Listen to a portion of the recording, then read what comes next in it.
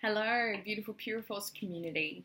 It's one of my final days in Bali. We've had the most beautiful time, and now that we're heading back into the colder weather, back in Mount Gambier, South Australia, it's going to be quite a temperature drop for us. So I just wanted to talk about the importance of supporting your body as you're transitioning in from climate to climate, because not only if you're travelling can you be at high risk of getting illness, being on buses and transport and public transport, things like that, but where there's other people that you can be exposed to. But more importantly, it's actually the change of temperature that we need to support the body in that transition. So what I will be doing is from the moment that we leave here in Denpasar until we get home, there'll be 2 days worth of travel time with that.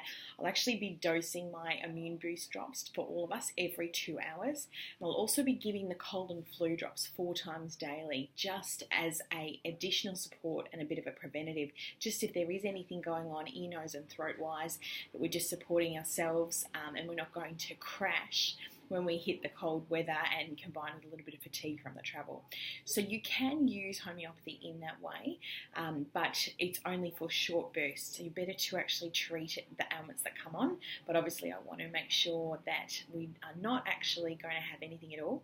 If we do get any symptoms that are ear, nose and throat or a cough or anything like that, I will continue with the immune boost every 2 hours and then just use cold and flu and cough drops as needed. And that'll be every 10 minutes until the symptoms subside. The other remedies I'll be reaching for as we do the transition with the travel is our sleep drops and our stress drops. So I will use those specifically at the times when I want my girls to actually be sleeping. So, and I'll just do the 10-minute dosage of the stress and the sleep drops together before I want them to sleep. So I will use that for an afternoon nap on the day before we fly out to make sure that they're banking some Z's and have had sleep before we head off to the airport as we have an afternoon flight. And then I'll also be using it on the night at the hotel, and then the night once we get back to Mount Gambier. So just making sure that we're assisting that adrenal transition, because that's what happens when we travel, is there's a lot of additional stimulation and it can really affect the nervous system. So I want to make sure that they're getting really deep and restorative sleep.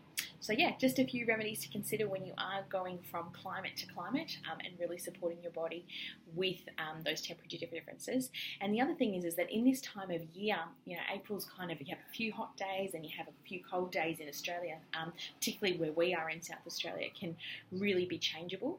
So it's not a bad idea to give a few extra doses of the immune boost drops and have your cold and flu drops on hand, just in case there is something that comes up as a result of these environmental transitions. So yeah, I hope this is valuable and I'll talk to you next time. Bye.